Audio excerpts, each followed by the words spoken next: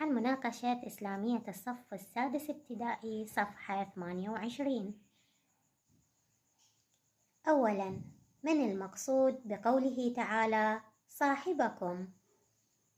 الجواب: الرسول محمد صلى الله عليه وآله وسلم. ثانياً، بما أقسم الله سبحانه وتعالى؟ الجواب: أقسم الله سبحانه وتعالى بالنجم إذ سقط من مكانه ليرمي به الشياطين، وعلى ما كان قسمه عز وجل. إن محمد صلى الله عليه وآله وسلم ما ضل عن طريق الهدى وما اعتقد باطلا.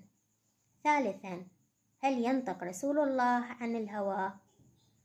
الجواب: لا، إن كل ما ينطق به رسول الله صلى الله عليه وآله وسلم هو وحي من الله تعالى يوحى إليه.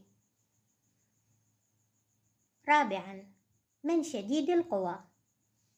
الجواب: الملك جبريل عليه السلام. خامسا، ما معنى السدرة؟ الجواب: السدرة شجرة نبق عن يمين العرش لا يتجاوزها أحدا من الملائكة، وسميت بشجرة المنتهى لانتهاء علوم الخلائق إليها.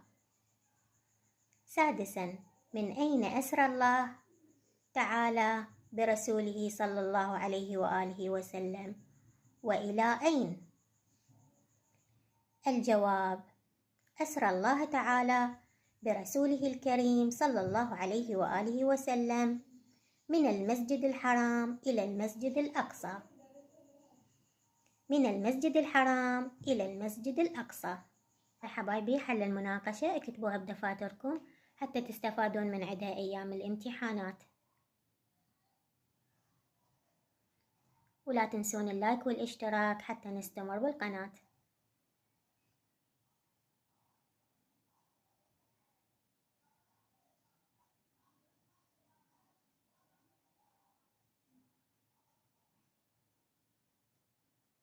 وشكرا لكم ومع السلامة.